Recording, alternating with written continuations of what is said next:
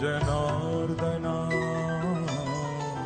कृष्ण कृष्ण मुकुंद जनार्दना ओ कृष्ण कृष्ण मुकुंद जनार्दना कृष्ण कृष्ण मुकुंद जनार्दना कृष्ण गोविंद नारायण रे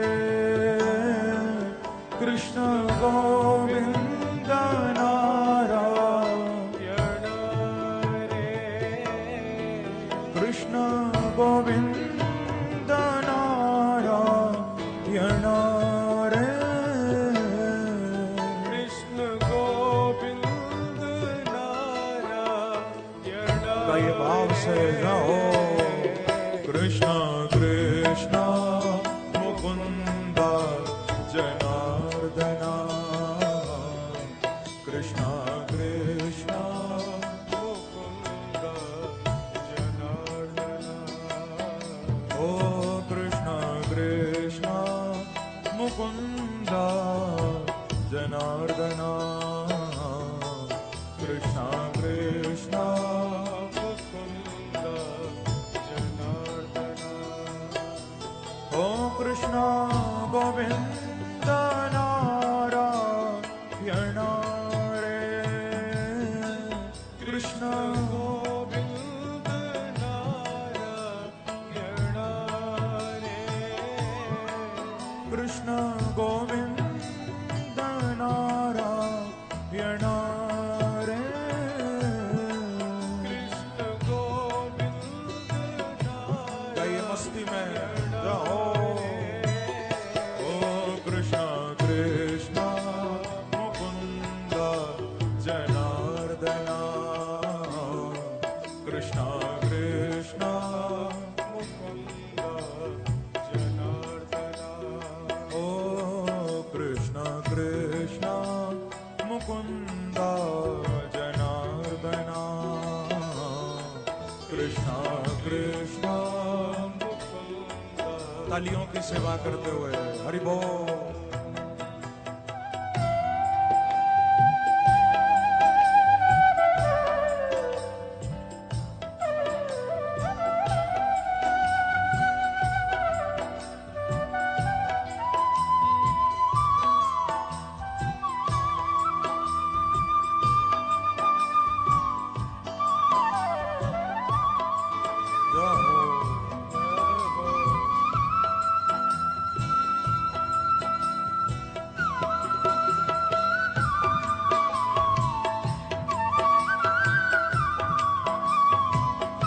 एक बार कहिए हरि बोल हरि बोल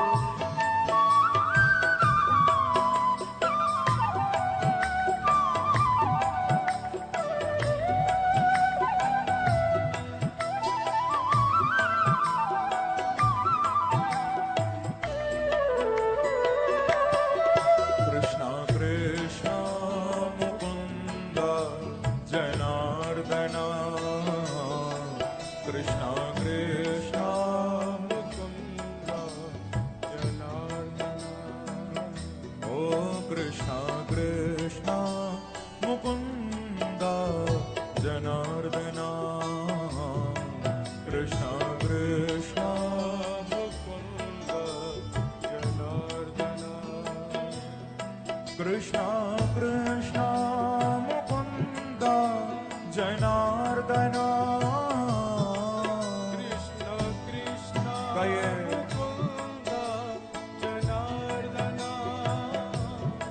कृष्ण कृष्ण मुकुंद जनार्दना कृष्ण कृष्ण मुकुंद जनार्दना ओ कृष्ण गोविंद नारायण रे कृष्ण गोविंद नारायण रे ओ कृष्ण गोविंद नारायण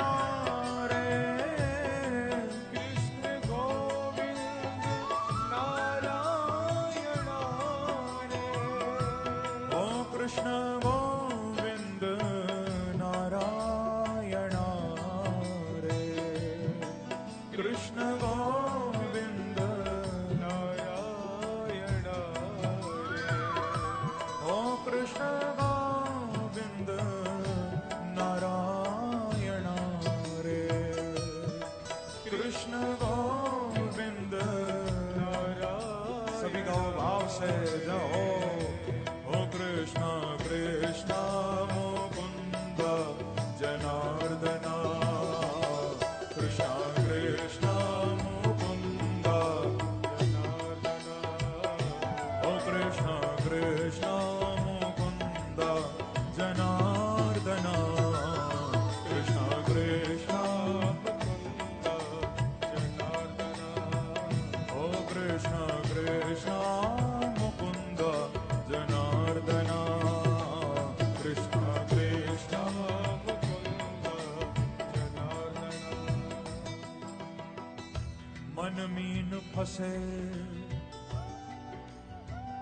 मुनियों के जहां,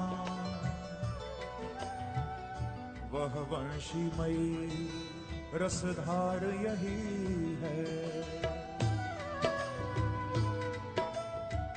बंधुओं, जब मेरे बांके बिहारी बंसी बजाते हैं तो सुखदेव जी जैसे, नारद जी जैसे बड़े बड़े मुनि, बड़े बड़े ऋषि, उनके मन भी समाधि को छोड़कर बांके बिहारी के चरणों में डूब जाते हैं।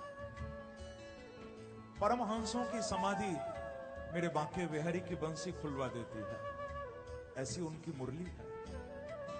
मन मीन फंसे मुनियों के जहां, वह वंशीमयी रसधार यही है। सुखदेव से ज्ञानी को तारने की, तिरछे दृग की तलवार यही है। तिरछे दृग की तलवार यही है।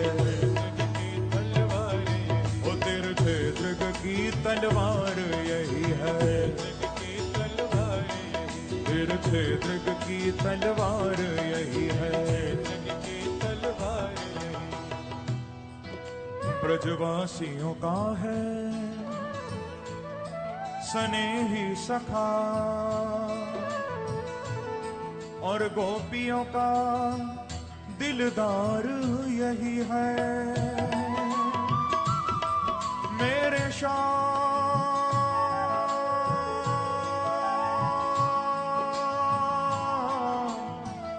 मेरे कन्हैया,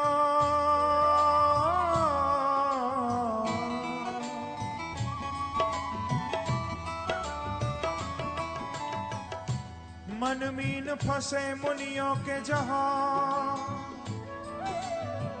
वह वंशीमयी रसधार यही है। सुखदेव से ज्ञानी को तारने की,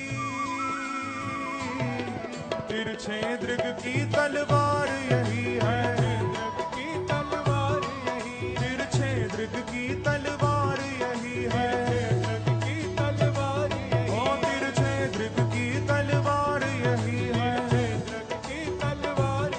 तिरछे दृग की तलवार यही है।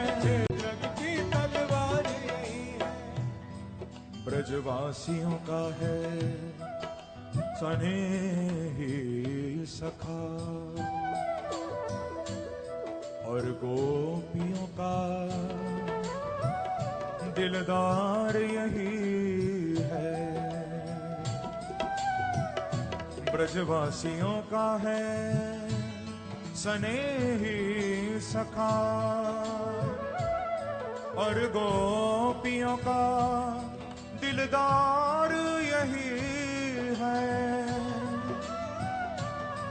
दिल लूट हमारा लिया जिसने,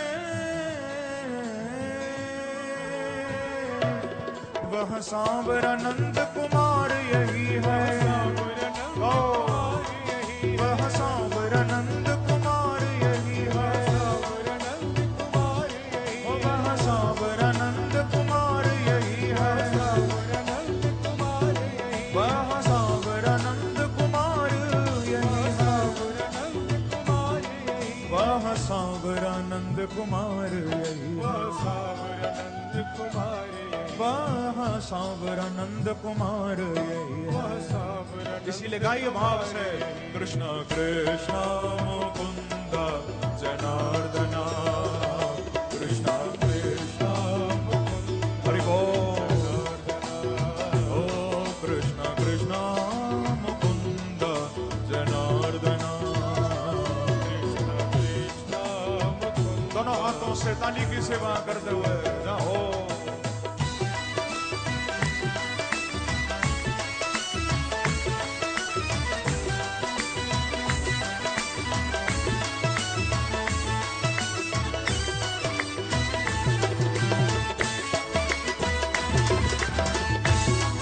वृंदावन बिहारी लाल की, बांके बिहारी लाल की।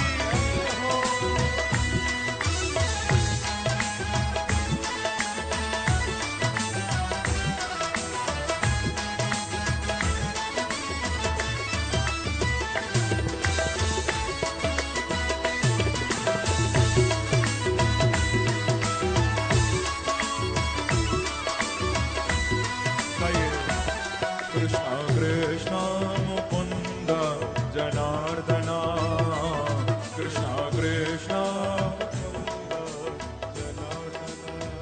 हाँ कृष्ण कृष्ण मुकुंद जनार्दना,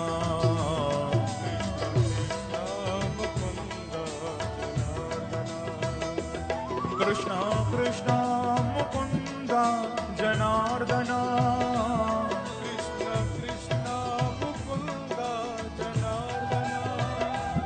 कृष्ण कृष्ण मुकुंद जनार्दना, कृष्ण कृष्ण मुकुंद जनार्दना। ओ कृष्ण गोविंद नारायण रे, कृष्ण गोविंद नारायण रे, ओ कृष्ण गोविंद नारायण रे, कृष्ण गोविंद कृष्ण गोविंद नारायण रे, कृष्ण गोविंद नारायण रे, कृष्ण गोविंद नारायण रे, कृष्ण गोविंद कई भाव से हो। ओ कृष्ण कृष्ण मुकुंद जनार्दना, कृष्ण कृष्ण मुकुंद जनार्दना, ओ कृष्ण कृष्ण मुकुंद जनार्दना, कृष्ण मुकुंद जनार्दना, ओ कृष्ण कृष्ण मुकुंद जनार्दना, कृष्ण मुकुंद मस्ती में, ओ कृष्ण कृष्ण मुकुंद जनार्दना, कृष्ण मुकुंद जनार्दना, ओ कृष्ण कृष्ण मुकुंद जनार्दना, कृष्ण मुकुंद। दोनों हाथ उठाकर ताली की सेवा करते हुए जाओ। जय हो।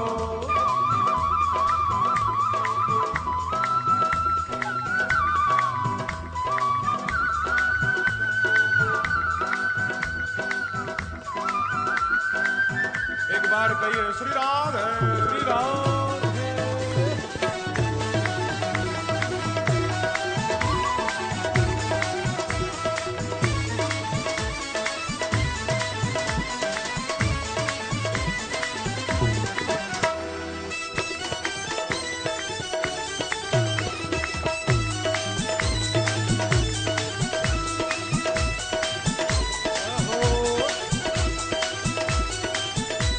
कई भाव से, ओ कृष्ण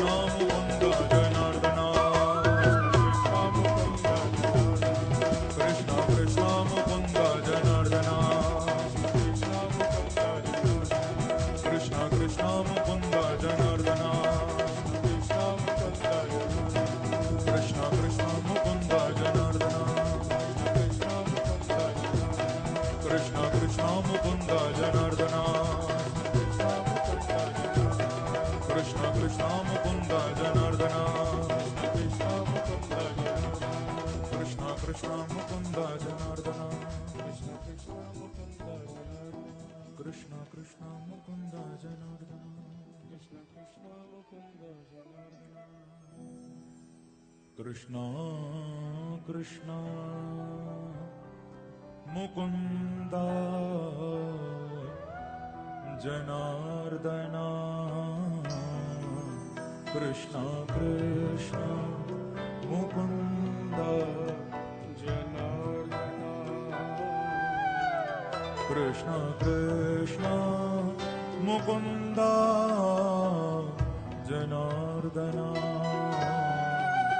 कृष्ण कृष्ण मुकुंद जनार्दन ओ मुकुंद जनार्दन मुकुंद जनार्दन ओ मुकुंद जनार्दन मुकुंद जनार्दन।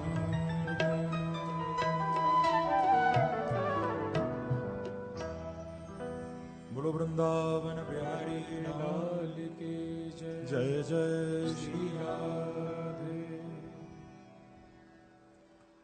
परम मंगल श्रीमद् भागवत महापुराण परमहंस संहिता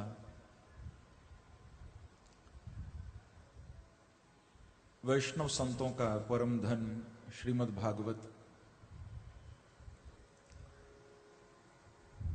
उन आनंद कंद अनंत कोटि ब्रह्मांड नायक कुंज निकुंजेश्वर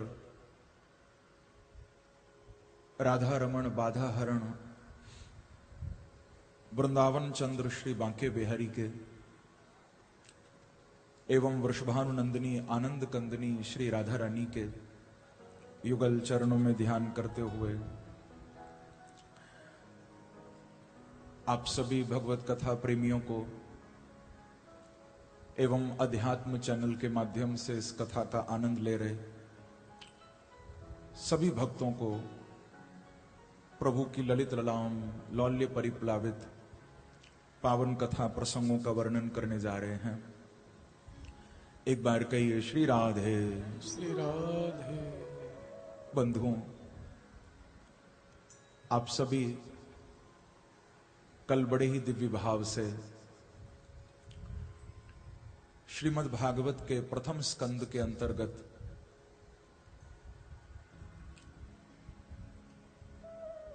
भगवान के परम भक्त पांडवों के बड़े दिव्य चरित्र को आप सुन रहे थे।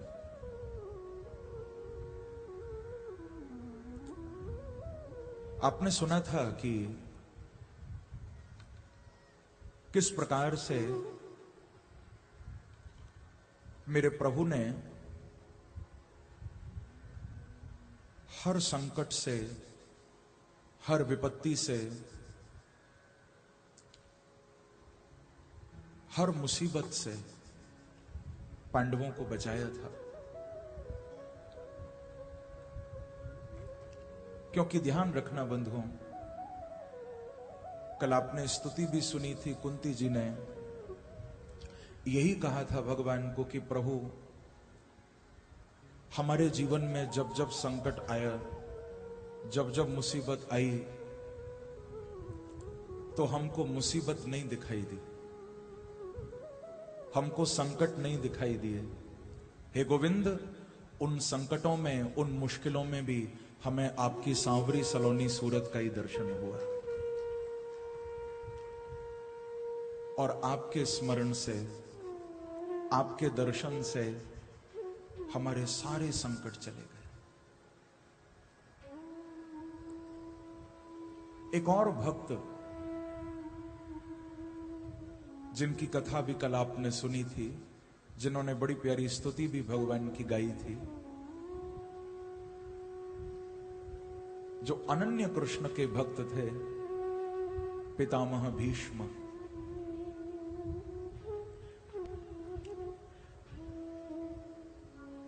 उनके भी तो जीवन में कितना कष्ट था, कल आप सुन रहे थे ना। शरपिंजरे शयानम, बाणों की शैया पर पितामह भीष्म पड़े हुए थे। बाणों की शैया और उसके ऊपर पितामह भीष्म। सोचो कितनी तकलीफ होगी।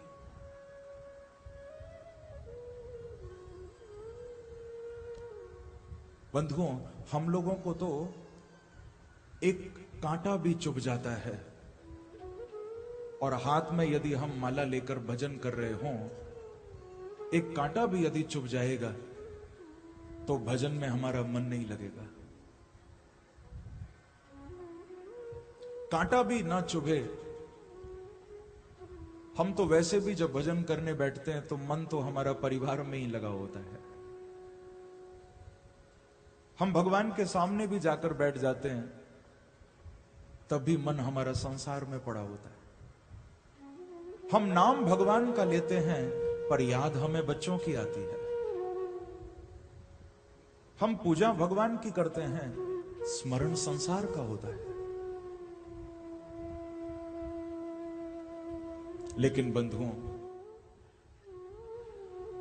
जो भक्ति के चरम लक्ष्य को प्राप्त कर चुके हैं, जो कृष्ण के चरणों में डूब चुके हैं, जिन्हें निरंतर भगवान की स्मृति बनी रहती है, ऐसे जो भक्त हैं, हम लोग तो भगवान को पूजन करते हैं, नाम जपते हैं, पुकारते हैं, पर हमें संसार याद आता है।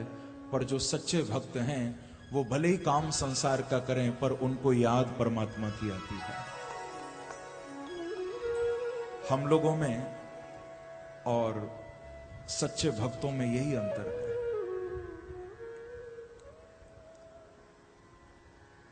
वो भले ही संसार का काम करें, उन्हें भगवान का स्मरण होता है।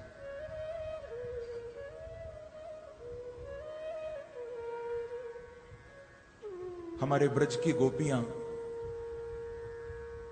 वो गाय का दूध भी निकालती थी तो गोपियों को कृष्ण की याद आती थी। गोपियां अपने घर में यदि माखन भी निकालती थीं, यदि दधिमंथन भी करती थीं, तो उन्हें याद कृष्ण की आती थी। यमुना किनारे यदि जल भरने भी गोपियां जाती थीं तो याद कृष्ण की आती थी। दूध काटते समय यह सोचती थी,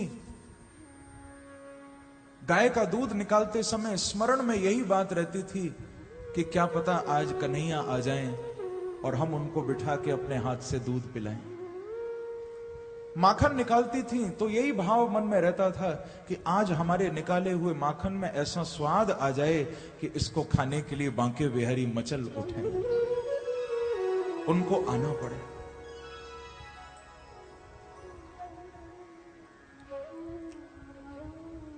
बंधुओं, काम संसार का होता था, याद भगवान की आती थी। हम लोग तो काम भी भगवान का करते हैं लेकिन याद संसार की आती है। प्रेम से कहिए श्री राधे। सच्चे भक्त तो अहरनिश प्रभु को पुकारते हैं। उनके स्मरण से कभी भगवान निकलते नहीं हैं। उनको याद करना नहीं पड़ता है, क्योंकि भगवान को याद किया नहीं जाता है। आप याद करने की कोशिश करोगे तो फिर भूल जाओगे थोड़ी देर में। बहुत ध्यान से सुनना इस बात को। भागवत से हमें यही शिक्षा मिल रही है, भगवान को याद नहीं करना। आप कोशिश करोगे कि हम याद करें, हम याद करें, थोड़ी देर कर लोगे फिर भूल जाओगे। अब देखो, जितनी देर कथा में बैठते हो याद आती है ना भगवान की। कथा सुनते सुनते कई बार तो ऐसा भी मन होता होगा कि अब कथा पूरी होते ही सीधे वृंदावन दिखाई देंगे, अब तो छोड़ के सब कुछ वृंदावन चले जाएंगे। लेकिन कथा से उठते ही फिर याद आता है कि चले जाएंगे तो कल दुकान कौन खोलेगा। चले जाएंगे तो कल रसोई में कौन भोजन बनाएगा, कौन घर के काम संभालेगा। फिर वहीं पहुंच जाते हैं। तो याद करना नहीं है भगवान को, याद करने से बात नहीं बनेगी। क्या करना है? बोले बांके बिहारी से प्यार करना है। याद करने की कोशिश करोगे तो फिर थोड़ी देर बाद भूल जाओगे उनको। भागवत जी कह रही हैं इतना प्यार करो उनसे कि याद करने की जरूरत ही न पड़े, वो हमेशा तुम्हारे स्मरण में रहे। इतना प्रेम करो भगवान से, इतना अंतरात्मा से समर्पण हो उनके चरणों में, इतनी प्रीति हो।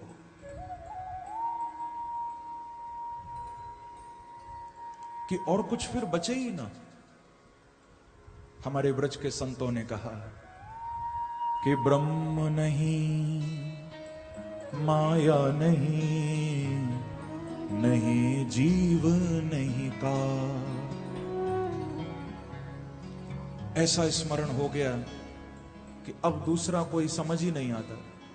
कि ब्रह्म नहीं, माया नहीं, नहीं जीव नहीं काल, तन की भी सुध ना रही, अब रहो एक नंदलाल। ये क्या है? ये परमात्मा से, बांके बिहारी से विशुद्ध प्रेम है। प्रेम उस कोटि तक पहुंच गया, प्रेम का स्तर इतना ऊंचा हो गया कि फिर और कोई बाकी नहीं बचा प्रभु को छोड़ के, और कोई समझ ही नहीं आता। फिर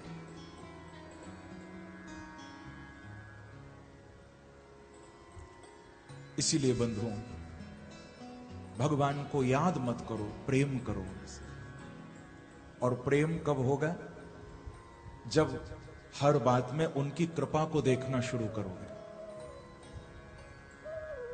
प्यार तभी होगा भगवान से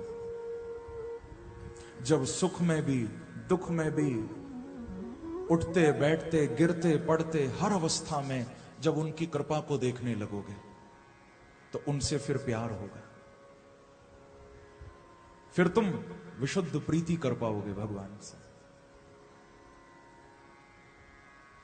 उनकी कृपा का दर्शन करो। हम लोगों को भगवान की कृपा नहीं दिखाई देती। हां, थोड़ा सा सुख मिल जाए, थोड़ा हम किसी लाभ को पालें, थोड़ा फायदा हो जाए तो भगवान की कृपा दिखाई देती है।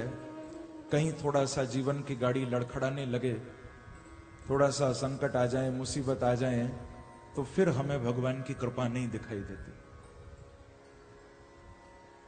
ऐसा नहीं होना चाहिए। हर अवस्था में उनकी कृपा का दर्शन करो। चाहे जीवन में खुशियां आए तो उसकी कृपा देखो, यदि थोड़ी तकलीफ भी आ जाए तो क्या परेशानी है। मैंने सुना, एक राजा था, बहुत ध्यान से सुनना। उस राजा का एक बड़ा प्रिय सेवक था। एक बार राजा के पास कुछ फल आए खाने के लिए। राजा अपने उस सेवक से इतना प्यार करता था, कुछ भी खाता, कुछ भी पीता, कुछ भी पहनता तो अपने सेवक को भी देता था। बड़ा पुराना, बड़ा प्रिय सेवक था। खाने के लिए कुछ फल आए तो राजा की आदत थी पहले उस सेवक को देता था। तू बड़ी सेवा करता है, ले पहले तू खा। तो तुरंत वो फल लेकर राजा ने उस सेवक को दिया। सेवक ने वो फल खाया। राजा ने दूसरा अपने खाने के लिए उठाया। वो सेवक बोला कि महाराज, मुझे क्षमा करो, लेकिन आज भूख बड़ी जोर की लग रही है, क्या एक और फल मिल सकता है? राजा ने कहा ठीक है, तू एक और खा ले। दूसरा भी उसे दे दी। फिर तीसरा अपने लिए उठाया, उसने जल्दी से वो खाया। बोला कि राजा, आज तो भूख मिटती ही नहीं है, क्या एक और मिलेगा? फिर उसने एक और दे दिया।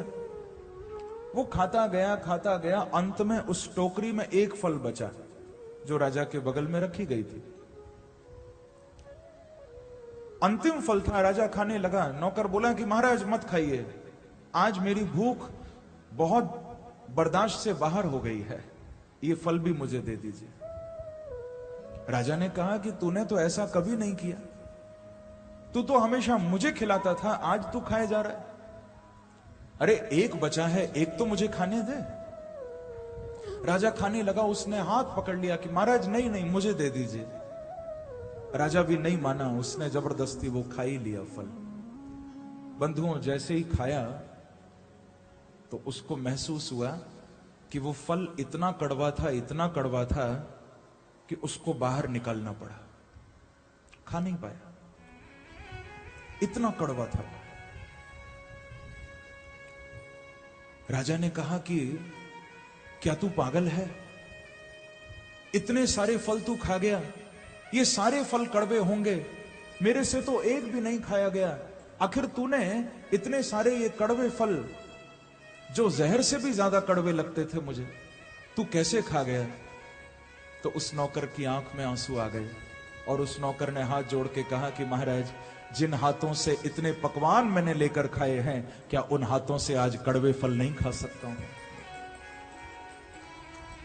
जिन हाथों ने हमेशा मुझे सुख दिया है, थोड़ी सी तकलीफ हो गई तो क्या, पर मैं नहीं चाहता था महाराज कि ये कड़वा फल आप खाओ।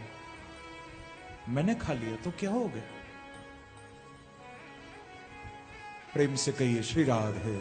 श्री राधे। बंधुओं, इसी प्रकार से ध्यान रखना, जीवन में यदि सुख आए तो सुख में भी उसकी कृपा देखना, और यदि कभी दुख भी आ जाए तो दुख में भी बांके बिहारी की कृपा का दर्शन करना। घबराना नहीं, उनकी कृपा का दर्शन करते रहोगे तो दुखों से भी हंसते हुए निकल जाओगे। जो मालिक दे तुम स्वीकार करो, उनको कहते रहा करो, प्यारे ये दर्द भी दौलत है, ये दाग भी दौलत है, ये दर्द भी दौलत है, ये दाग भी दौलत है, जो कुछ भी ये दौलत है तेरी ही बदौलत है। प्यारे, तू फूल देना चाहे फूल दे दे, तू कांटे देना चाहे कांटे दे दे। सच्चे भक्तों की यही पहचान है। तो बंधुओं, भीष्म पितामह के जीवन में भी बड़ी तकलीफ थी, परंतु उस तकलीफ की अनुभूति नहीं थी। अनुभूति क्यों नहीं थी? क्योंकि महापुरुषों ने यह बात कही है कि संपत्ति और विपत्ति वास्तव में क्या है, कि विपदो नैव विपदः, संपदो नैव संपदः, विपद विस्मरणं विष्णुः, संपन्नारायण स्मृतिः। विपदो नैव विपदः, संपदो नैव संपदः। जिसको हम विपत्ति समझते हैं वो विपत्ति नहीं है, जिसको हम संपत्ति समझते हैं वो संपत्ति नहीं है। बोले बांके बिहारी को, परमात्मा को भूल जाना ही सबसे बड़ी विपत्ति है, और उनको याद रखना ही सबसे बड़ी संपत्ति है। हमारे शास्त्र इस बात को कह रहे हैं। संपन्न नारायण स्मृति ही, भगवान का स्मरण ही सबसे बड़ी तुम्हारी संपत्ति है, आपकी दौलत है। तो भीष्म पितामह ने अखंड रूप से भगवान का स्मरण किया था बंधुओं, और अंतिम समय इनको प्रभु ने दर्शन दिया, स्तुति भी गाई थी। कल आपने संक्षेप में उसका थोड़ा सा आनंद लिया था। बाद में भीष्म पितामह के प्राण निकलकर कृष्ण के चरणों में ही समर्पित हुए थे और भगवान ने इनको सदगति प्रदान की। देखो, इनके प्रसंग के सार को समझना है तो इन 3 शब्दों को समझना होगा, क्योंकि भीष्म पितामह की स्तुति में ये 3 शब्द बड़े विशेष हैं। सबसे पहला था इति, दूसरा मति और तीसरा है रति। इन 3 शब्दों पर ही इनकी स्तुति टिकी हुई है। इति का अर्थ होता है अंत। इति शब्दः समाप्तिवाचक है। ये जो इति शब्द है ये समाप्ति का वाचक है। इति यानी समाप्ति, अंत। और दूसरा शब्द है मति। मति माने बुद्धि। और तीसरा शब्द है रति। रति माने है प्रेम। और इन्होंने अपने ये तीनों तत्व कृष्ण के चरणों में समर्पित किए। इति भी कृष्ण के चरणों में, मति भी कृष्ण के चरणों में, और रति यानी प्रेम भी कृष्ण के चरणों में। जीवन का अंत भी, बुद्धि भी और प्रेम भी, तीनों भगवान के चरणों में समर्पित किए। और ध्यान रखना, चौथा शब्द है गति। जो इन तीनों को मेरे बांके बिहारी के चरणों में समर्पित करता है, जिसकी इति, जिसकी मति, जिसकी रति तीनों कृष्ण चरणों में होती हैं, ऐसे भक्त को मेरे प्रभु फिर अंत में सदगति प्रदान कर देते हैं। फिर उसको गति नहीं, उसको सदगति देते हैं भगवान। उत्तम गति, ब्रह्माहम परमम पदम, उसको परम पद प्रभु प्रदान करते हैं। तो भीष्म पितामह को भी सदगति दी। आगे बंधुओं, भगवान ने स्वयं खड़े होकर अंतिम संस्कार भी करवाया था। इतना भाग्यशाली और कौन होगा कि कृष्ण सामने खड़े हैं और अंतिम संस्कार हो रहा है। पांडवों को भगवान ने आज्ञा दी कि मेरे सामने बाबा का अंतिम संस्कार करो। और तत्र दुंदुभयो नेदुर देवमानव वादिता। दुंदुबियां बजी थी, नगाड़े बजे थे, क्योंकि एक सच्चा भक्त कृष्ण के चरणों में समर्पित हुआ था। बड़ा आनंद आया। आगे मेरे प्रभु पांडवों से विदा लेकर द्वारिका पधारे। बहुत ध्यान से सुनना। अब सुखदेव जी के आगमन की ओर हम बढ़ रहे हैं आगे। राजा परीक्षित पर कृपा करने के लिए बस सुखदेव जी पधारेंगे। भगवान द्वारिका गए। पीछे से परीक्षित जी का जन्म हुआ। उस जन्मोत्सव के समय भगवान लौटकर द्वारिका से आए थे। परीक्षित का सुंदर वो उत्सव जन्म का मनाया गया। ब्राह्मणों ने आकर महाराज परीक्षित के संबंध में बड़ी सुंदर सुंदर बातें युधिष्ठिर जी को बताई, क्योंकि पांडवों के पोते हैं ना परीक्षित। और आप तो जानते हो कि पुत्र से इतना प्रेम नहीं होता जितना प्रपौत्र से होता है।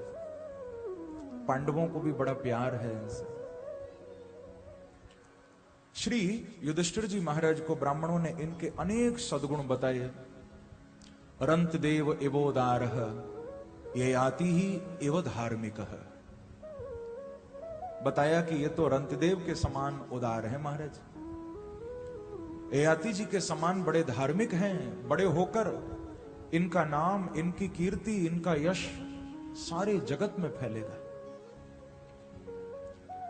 भगवान भी उस उत्सव को मनाकर अर्जुन को साथ लेकर वापस द्वारिका गए हैं।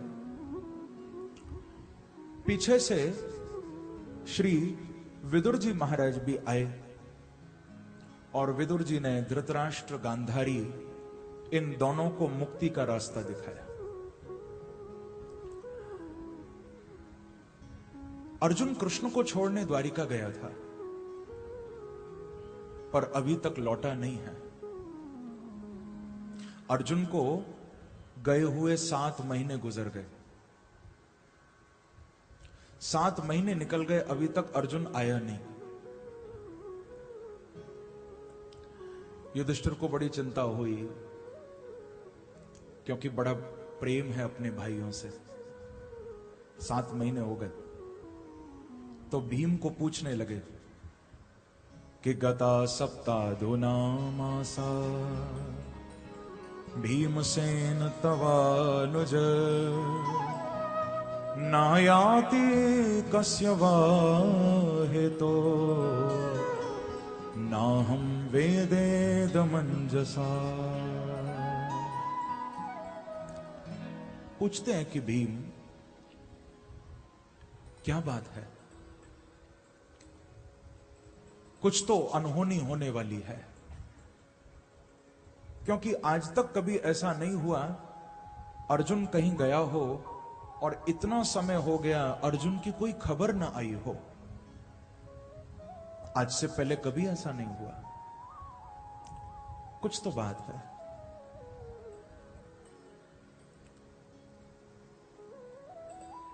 अरे द्वारिका कृष्ण को छोड़ने के लिए अर्जुन गया, तो कम से कम अपना संदेश तो भेज देता कि भैया मैं थोड़े दिन बाद आऊंगा। अर्जुन ने कोई खबर भी नहीं भेजी। क्या हो गया? जरूर कोई ना कोई अनहोनी होने वाली है हमारे जीवन में। इस प्रकार से बात कर रहे थे। युधिष्ठिर जी ने अनेक अपशकुनों का यहां वर्णन भी किया। इनको कई अपशकुन भी दिखाई दिए, क्योंकि आप लोगों ने भी कभी जीवन में ऐसा महसूस किया होगा, हमारे जीवन में कुछ गलत होने वाला होता है तो कभी कभी पहले से ही कुछ लक्षण दिखाई देने लगते, दिल घबराने लगता है कि हां कुछ ना कुछ गलत होने वाला है। ऐसा ही युधिष्ठिर के साथ हुआ। जब ये गौशाला में गाय का दर्शन करने जाते हैं तो देखते हैं गौ माता की आंख से आंसू बह रहे, गौ रो रही है। जब मंदिर में भगवान का दर्शन करने जाते हैं तो देखते हैं भगवान की विग्रह से भी आंसू बह रहे। दिन में ही इनको आकाश से तारे टूटते हुए दिखाई देते, अनेक अपशकुन दिखाई दिए। अब भीम से बातें कर रहे थे, ये सब बता रहे थे युधिष्ठिर। इतने में क्या देखा कि सामने से अर्जुन आ रहा है। अर्जुन के हाथ में गांडीव धनुष नहीं है, अर्जुन के मस्तक पर मुकुट भी नहीं है, अर्जुन के चेहरे पर तेज भी नहीं है। अर्जुन आया, प्रणाम करके चुपचाप खड़ा हो गया। युधिष्ठिर को बड़ी चिंता होने लगी। युधिष्ठिर ने पकड़ लिया अर्जुन को और कहा कि भैया अर्जुन, क्या हो गया तुमको? इस अवस्था में तो पहले कभी नहीं देखा मैंने तुम्हें। आज तुम्हारे हाथ का गांडीव धनुष कहां गया? तुम्हारे माथे का मुकुट, तुम्हारे चेहरे का तेज कहां चला गया सब? युधिष्ठिर पूछ रहे हैं कि कच्चित्वं ब्राह्मणं बालम गां वृद्धं रोगिणं स्त्रियं शरणोपसृतं सत्वं नात्याक्षी शरणप्रद। क्या बात हो गई अर्जुन? कहीं ऐसा तो नहीं तुमने किसी को दान देने का संकल्प कर लिया हो और तुम दान न कर पाए हो? कहीं ऐसा तो नहीं? या शरण में आने वाले किसी बालक की या किसी माता बहन, किसी स्त्री की तुम रक्षा नहीं कर पाए, कहीं तब तो ऐसा नहीं हुआ? क्योंकि ध्यान रखना युधिष्ठिर जी, हम सबके लिए एक शिक्षा भी दे रहे हैं, क्योंकि अर्जुन का शरीर निस्तेज हो गया है, मुरझा गया है, प्रसन्नता आनंद चला गया है। तो युधिष्ठिर जी ये संकेत भी कर रहे हैं कि जो शरण में आने वाले की रक्षा नहीं करता, समर्थ होते हुए भी उसका तेज चला जाता है। जो दान का संकल्प करके किसी दीन दुखी को दान नहीं करता, वो भी निस्तेज हो जाता है। तो युधिष्ठिर पूछते हैं कि कहीं ऐसा कोई अपराध तो नहीं हुआ? अर्जुन, चलो और कुछ मत बताओ, इतना तो बताओ कि द्वारिका में सब ठीक तो हैं? तुम द्वारिका से ही आ रहे हो ना? सारे यदुवंशी कैसे हैं? अर्जुन कुछ बोलता ही नहीं। अरे अर्जुन, भले किसी की बात मत करो। अंत में युधिष्ठिर ने पूछा कि कम से कम इतना तो बताओ, मेरे नंद नंदन श्री कृष्ण तो ठीक हैं द्वारिका में? उनकी खबर तो दो मुझे। कृष्ण का नाम सुनते ही अर्जुन फूट फूट कर रोने लगा और चरणों में युधिष्ठिर के गिर गए। अर्जुन कहते हैं कि वंचितो हम महाराज हरिणा बंधुरूपिण, ये न मे पहृतम तेजो देव विस्मापनम।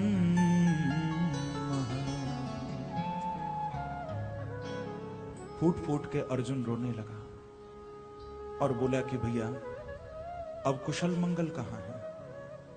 वंचितो हम, वंचितो हम। भैया मैं क्या बताऊं आपको, सारा यदुवंश आपस में लड़कर समाप्त हो चुका है। द्वारिका भी सागर में डूब चुकी है और भगवान श्री कृष्ण भी अपनी लीला का संवरण करके अपने दिव्य धाम पधार चुके हैं। प्रभु ने अपनी लीला को विश्राम दे दिया। ऐसा कह के अर्जुन रोने लगे और बोले कि भैया कृष्ण नहीं गए, ऐसा लगता है हमको किसी ने लूट लिया। क्यों लूट लिया? क्योंकि आज जब मैं द्वारिका से स्त्रियों को बच्चों को लेकर आ रहा था, क्योंकि भगवान ने मुझे संदेश भिजवाया था कि जितने भी स्त्रियां या बच्चे बाकी बचे, द्वारिका तो डूबने वाली है। अर्जुन जो भी बचे तुम सबको लेकर हस्तिनापुर चले जाना। और जब मैं उन स्त्रियों को, उन बालकों को जब द्वारिका से लेकर लौट रहा था, तो भैया क्या बताऊं, मार्ग में हमको कुछ बीलों ने लूट लिया और मैंने धनुष उठाया, मैंने तीर भी रखा, पर मैं निशाना नहीं लगा पाया। मैं तीर चला नहीं पाया। क्यों नहीं चला पाया? क्योंकि आज मुझे मालूम चला है भैया कि गांडीव तो मेरा था, धनुष तो मेरा था, लेकिन ताकत तो बांके बिहारी की थी सारी, शक्ति तो कृष्ण की थी सारी।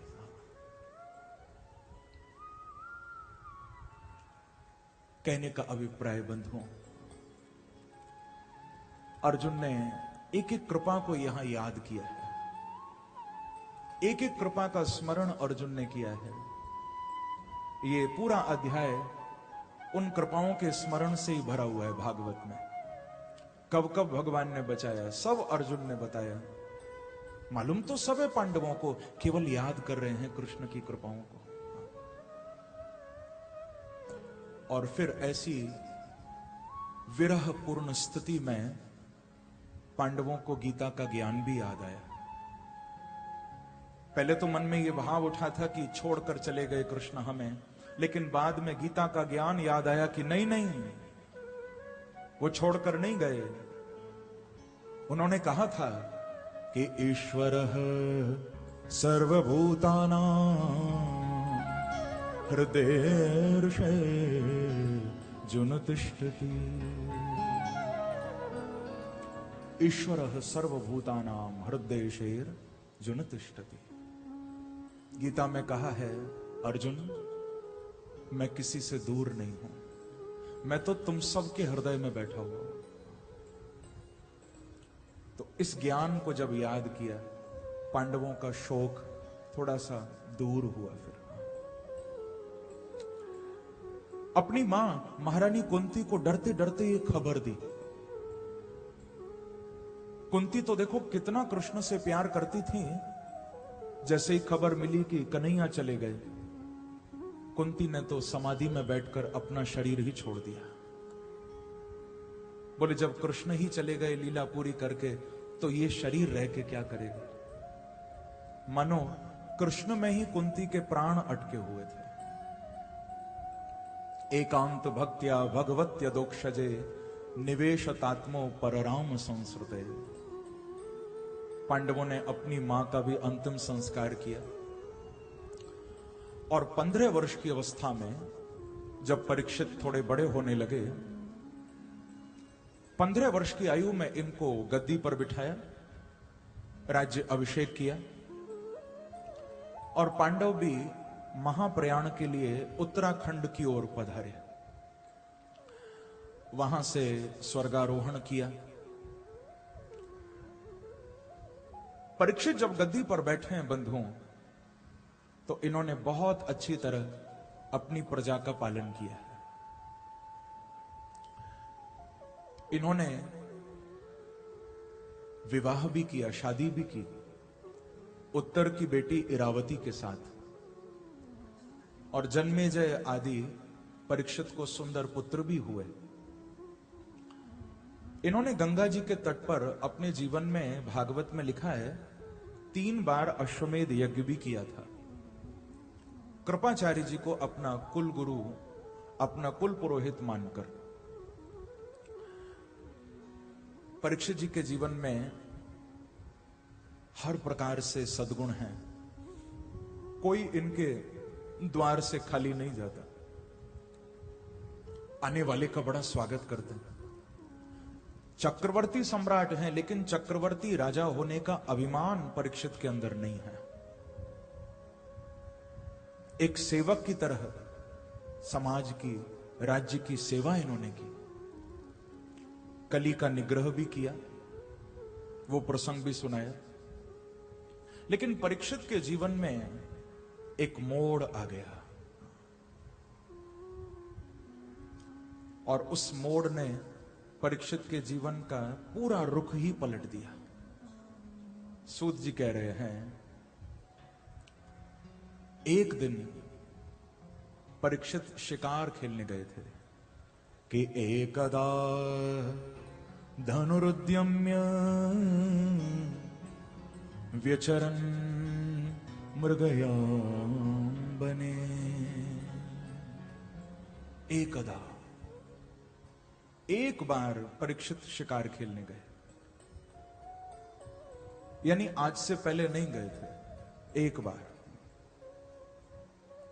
अंदर थोड़ा सा रजोगुण आ गया कि मैं तो राजा हूं और राजा को तो शिकार खेलना चाहिए।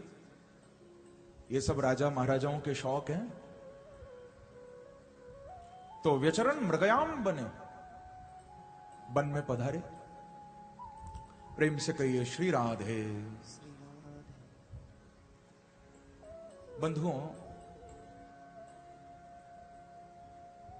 कभी कभी जीवन में ऐसा होता है कि व्यक्ति न चाहते हुए भी किसी काम को करने के लिए मजबूर हो जाता है।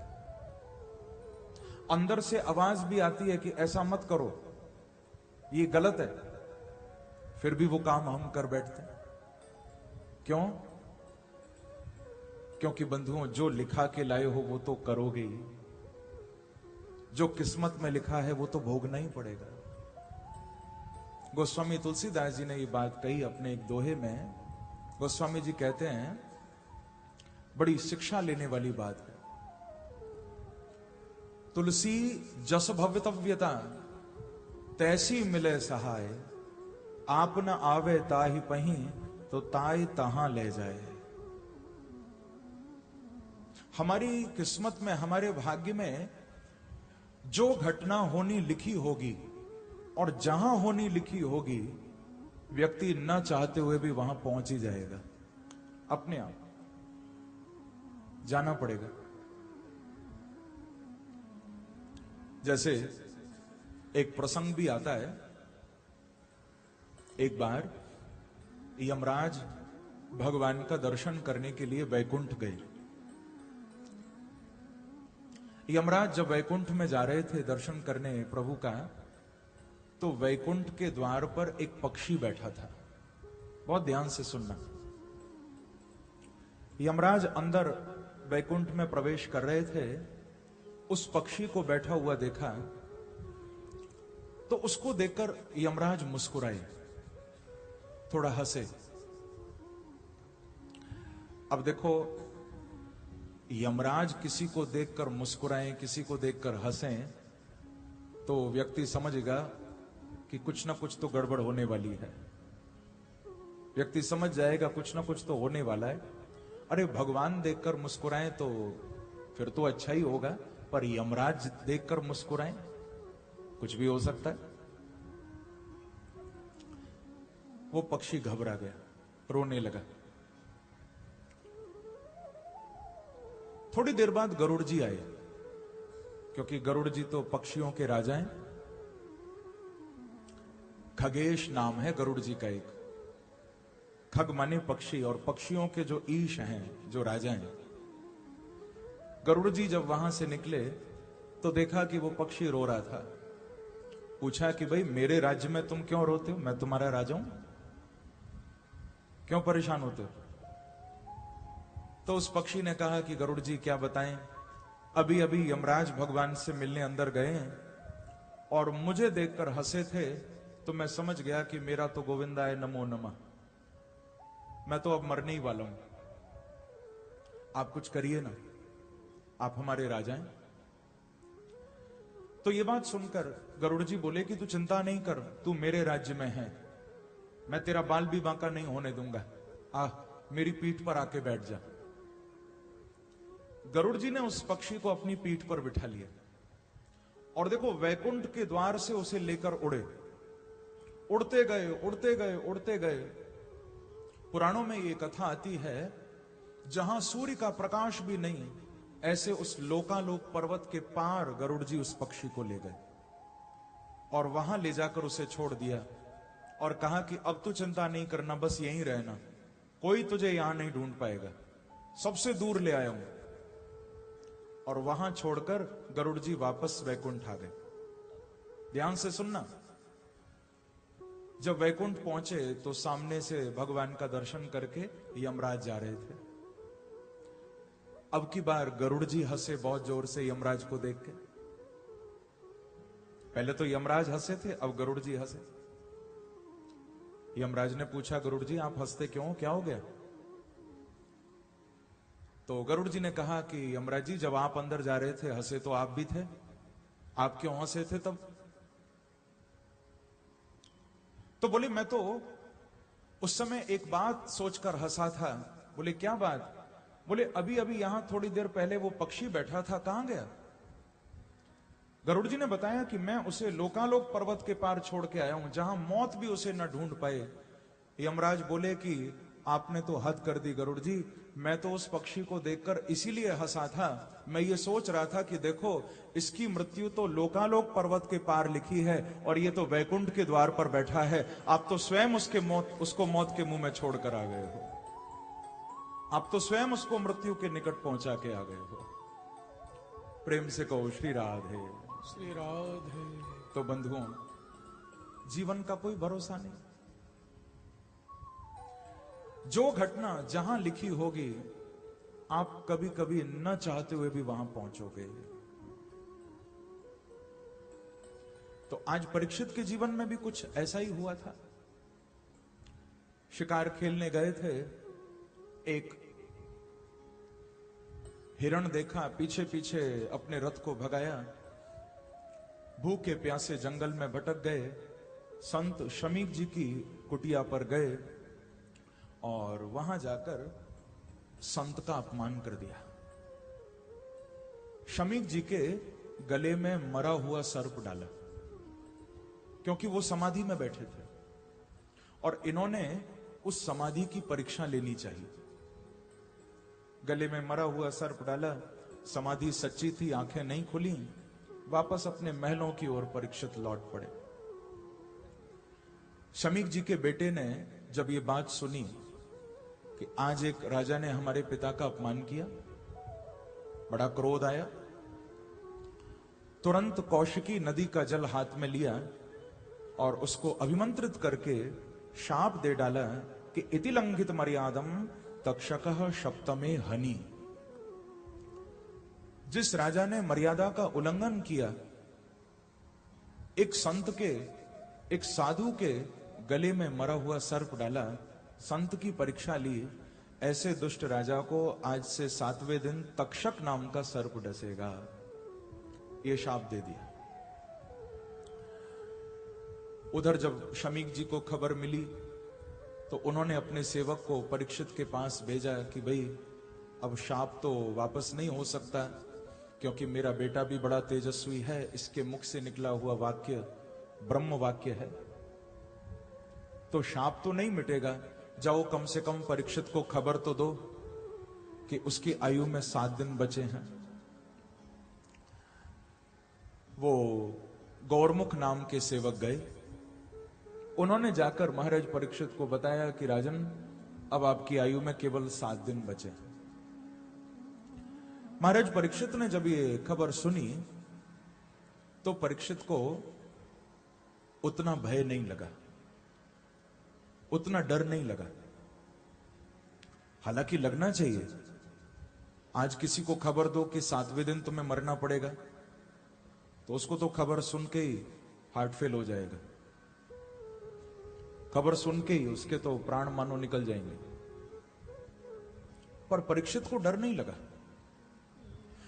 परीक्षित अपने बच्चों को बुलाते हैं और उनको बुलाकर कहते हैं कि बच्चों, बस अब ये सारा राज्य, ये सब संपत्ति सब तुम संभालो। बोले पिताजी आप कहां जा रहे हैं? अभी परीक्षित की आयु बहुत बड़ी नहीं है, परीक्षित इस समय केवल 45 वर्ष के हैं, 45 साल के। बोले पिताजी आप इतनी जल्दी सब छोड़कर कहां जा रहे हो? तो परीक्षित ने ऐसा नहीं कहा कि मुझे शाप मिल गया है और मैं मरने जा रहा हूं। परीक्षित की दृष्टि देखो, परीक्षित कहते हैं कि भैया मैं तो राजकाज में इतना फंसा हुआ था कि भजन नहीं कर पा रहा था, तो बांके बिहारी ने भजन करने के लिए 7 दिन का टाइम दे दिया है, अब भजन करके मैं उनके चरणों में जाने की तैयारी करूंगा। ये नहीं कहा कि मुझे मरने जाना है। हम होते तो 100 बात भगवान को सुना देते कि देखो और कोई नहीं मिलता, सारी तकलीफें सारी मुसीबतें हमको ही देते हो, हम ऐसा कह देते। पर जिसको मरने का शाप मिला है वो परीक्षित भी कह रहे हैं कि मरने नहीं जा रहा, बांके बिहारी का बुलावा आया है, भजन करने जा रहा हूं। बंधुओं, सब तुम्हारे नजरिए का खेल है, तुम्हारी सोच तुम्हारी समझ कैसी है, बस वो बदल लो। Change your thoughts and you will change your life. अगर समझ, अपनी सोच, देखने का नजरिया तुमने यदि बदल लिया बंधुओं, तो तुम अपनी जीवन को बदल पाओगे। तभी तो मैं कहा करता हूं कथा में कभी कभी कि नजर बदल के देखो तो नजारे बदल जाएंगे, सोच बदल के देखो तो सितारे बदल जाएंगे, कश्तियां बदलने से कुछ नहीं होगा, दिशाएं बदल के देखो तो किनारे भी बदल जाएंगे। यदि हमारे जीवन की दिशा, डायरेक्शन थोड़ा सा हम बदल लें तो सब कुछ हो सकता है। अब एक व्यक्ति रास्ते में चलता हुआ जा रहा था, कोई फकीर बैठा हुआ था। चलते चलते उस व्यक्ति ने पूछा उस फकीर को कि महाराज मुझे इस जगह जाना है, आप बताओ कितना और आगे चलना पड़ेगा। एड्रेस दिखाया, मुझे यहां जाना है, और कितना दूर जाना पड़ेगा। फकीर ने हंस के कहा कि बेटा तुझे पूरी दुनिया का चक्कर लगाना पड़ेगा अगर यहां जाना है तो। बोले मैंने तो सुना था ये जगह बहुत पास है। बोले जगह तो पास है पर तेरी दिशा गलत है, क्योंकि जहां तुझे जाना है वो जगह पीछे रह गई है और तू आगे आ गया। अब यदि ऐसे ही चलता जाएगा तो पूरी धरती का चक्कर काटना पड़ेगा तुझे, और यदि थोड़ी सी अपनी दिशा को मोड़ लेगा तो मंजिल तेरे पीछे ही मिल जाएगी। ऐसे ही बंधुओं, हम उस परमात्मा को न जाने कहां कहां ढूंढ रहे हैं, लेकिन यदि थोड़ा सा हम जागरूक होकर, थोड़ा सा सतर्क होकर अपने आसपास ही देखेंगे तो मेरे बांके बिहारी भी तुमको चारों ओर दिखाई दे जाएंगे। उनका दर्शन, उनकी अनुभूति भी बहुत निकट तुमको हो जाएगी, क्योंकि वो दूर नहीं है। बस देखने का नजरिया कैसा है, हमारी सोच कैसी है। प्रेम से कहो श्री राधे, श्री राधे। तो परीक्षित निकल पड़े हैं। गंगा जी के तट पर महाराज परीक्षित पहुंचे, जहां बड़े बड़े संत, बड़े बड़े महात्मा बैठे हुए हैं। गंगा जी बह रही हैं निकट में। परीक्षित ने जाकर उन सब संतों को प्रणाम किया और उन महापुरुषों को कहा कि महाराज आज तो मैं धन्य हो गया, कि अहो वयम धन्यतमा नृपाणाम् महत्तमानो ग्रहणीयशीला राज्ञां कुलम् ब्राह्मणपादशौचा